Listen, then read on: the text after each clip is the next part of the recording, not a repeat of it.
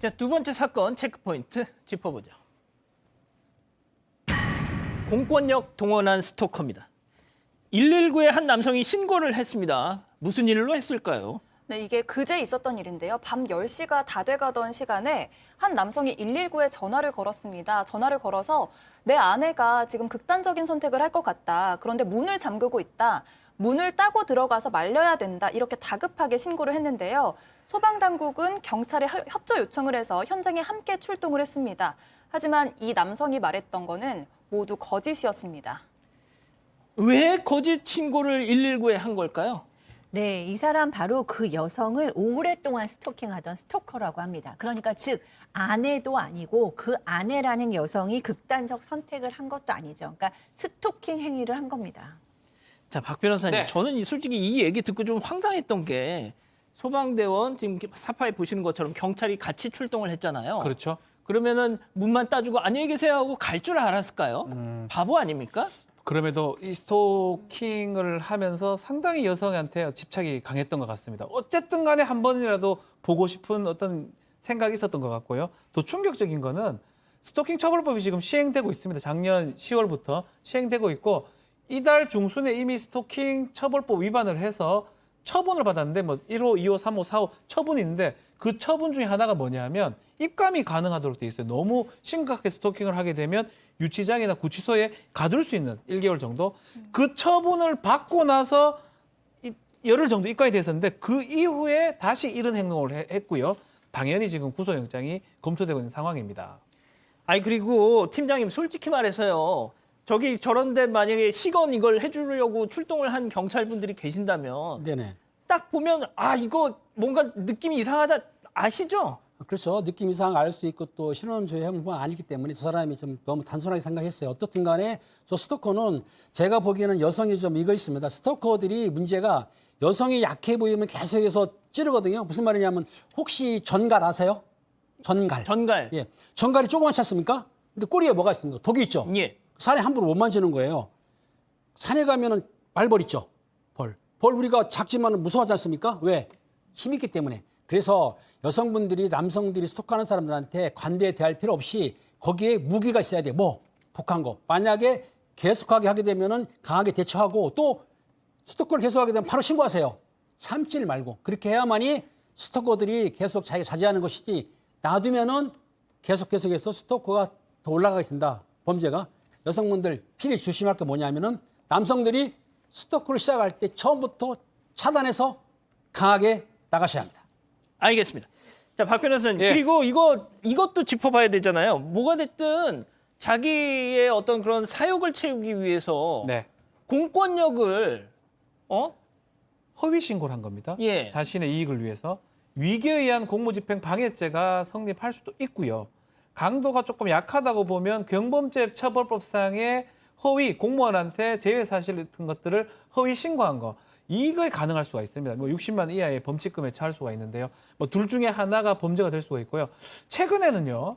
이렇게 허위로 신고해가지고 공권력이 지금 출동한 상황이거든요. 예. 그런 경우는 손해배상 청구도 합니다. 국가가 이 인력이 이렇게 움직였던 것에 대해서 비용 청구를 하는 경우도 있습니다. 뭐 이 부분도 아마 검토가 될 것으로 보입니다. 자, 여기서 다시 체크포인트 또 짚어보죠. 건물주의 아들은 변태입니다. 아, 이건 또 뭘까요? 네, 이게 지난해 10월에 건물주 아들이 30대 세입자 집에 무단으로 침입한 사건인데요. 이 남성의 목적은 속옷이었던 걸로 보입니다. 이 남성이 이제 여성 세입자 집에 들어가서 이제 여러 수납장을 열고 옷장, 뭐 신발장 이런 안에 있는 소지품의 냄새를 맡았다고 하는데요. 네, 훔친 물건이 없더라도 이렇게 허락 없이 누군가의 방이나 차에 침입을 해서 수색할 경우에 방실수색 위반이 됩니다. 이게 벌금형이 없고 바로 3년 이하 징역으로 처벌하게 돼 있어서요. 이 남성도 재판에 넘겨졌습니다. 아, 팀장님 아까 그 버스 여성 승객 뒤로 가가지고 냄새 크크 맡. 아, 약간 이 30대 남성이 좀 변태 성향이 있는 것 같아요. 어떻든 이 남성이 그 여성 집에 들어간 거는 아마 건물주가 자기 아버지일 것 같아요. 그런데 이 여성이 아마 에어컨이 고장 나니까 에어컨을 고쳐달라고 하는 거에 대해서 도우라고 알려줬던 거예요. 그러니까 번호를 알고 있던 거죠. 예. 그러면 에어컨 고친 다음에 번호를 버려야 되는데 갖고 있어가지고 들어간 거예요. 그러면은 불법 수색도 그렇지만은 주거 침입도 되는 거죠. 아무튼 이 남성 왜 여성의 그런 그 혼자 사는 여성을 들어가서 그런 냄새를 맡는지 정말 정신적으로 분석을 우리 소장님이 확실히 해야 될 것 같아요. 이 예. 문제는. 해주세요. 네, 하겠습니다.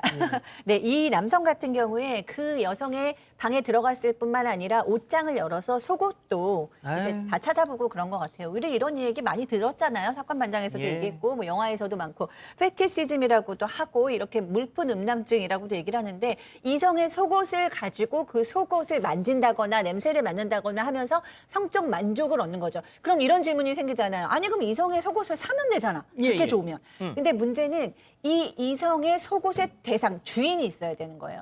그러면 본인이 그 성적 만족을 얻을 때 혼자서 있는 시간에 만족을 얻겠죠? 그 주인을 생각한다는 거예요. 그렇기 때문에 소름이 아유. 끼치는 거죠. 그러면 이것이 성도착이다, 변태의 문제로만 그칠 것이 아니라 어쩌면 범죄로까지 갈 수 있다는 점에서는 심각합니다. 아, 지금 채팅창이 막 난리가 났습니다, 지금.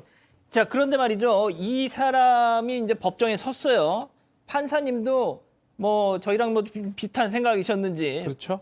유난히 목소리를 높이셨다고. 왜냐하면 자신의 지위를 이용한 겁니다. 임대인의 지위, 뭐 본인 임대인 아니지만 임대인의 지위를 이용해서 임차인이 살고 있는 집에 들어가서 이게 지금은 이런 수준의 범죄지만 이게 더 발달하게 되면 심각한 범죄, 성범죄나 강력범죄로 갈 수 있기 때문에 행위 태양이 좋지 않고 죄질이 나쁘다고 봤고요.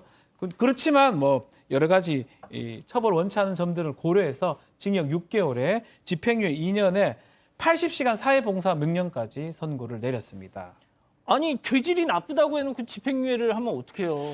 범행 인정하고 이런 부분들을 봤던 것 같아요. 특히 전과는 없습니다. 처벌을 뭐 원하긴 해요. 피해자가 원하긴 한데 전과 없고 또 그리고 이 사람이 이 범행을 다 인정하는 부분 이런 것들이 반영된 것 같습니다. 만약에 재범이 있거나 이러면 바로 실형이 떨어질 것 같습니다. 자, 제가 박 변호사님께 하나만 더 여쭤볼게요. 자, 집주인의 아들이 저런 짓을 한 거잖아요. 네, 자, 그러면은 이분은 지금 세입자잖아요. 네. 근데 집행유예 받아가 다시 집으로 올 거 아니에요. 그러면 이분 입장에서는 그냥 이사를 가야 돼요. 상당히 그게 사실 안타까워요. 아니, 그러면 이사 비용이나 이런 거 그 집주인이 그런 정도는 해줘야 되는 거 아닙니까? 뭐 이건 사실 법적인 부분에서는 나오진 않고 있습니다. 그렇지만 저는 민사적으로 이런 행동을 했기 때문에 불법에 의한 손해배상이 가능하고요. 그 손해 중에 하나가 뭐냐면 이사할 때 이사 관련된 비용 일체를 청구할 수 있다고 봅니다. 막 그런 부분들은 자기 아들이 그렇게 했으니까 임대인이 충분히 해야 되고요. 막 법원에서 재판을 할 때 이런 것들을 좀 이 감정을 좀 받아들여줘야 아, 되거든요. 그러니까요. 우리 참 양형과 참 막 제가 마음이 아파요. 예. 근데 이 법원에서는 그런 부분을 못 보는 경우도 좀 있고요. 뭐 그럼에도 불구하고 뭐 사회 봉사 명령 내렸고 뭐 초범인 점 감안해서 집행유예를 선고했던 것으로 보입니다. 하하, 참. 알겠습니다. 두 번째 사건 이렇게 정리하고요.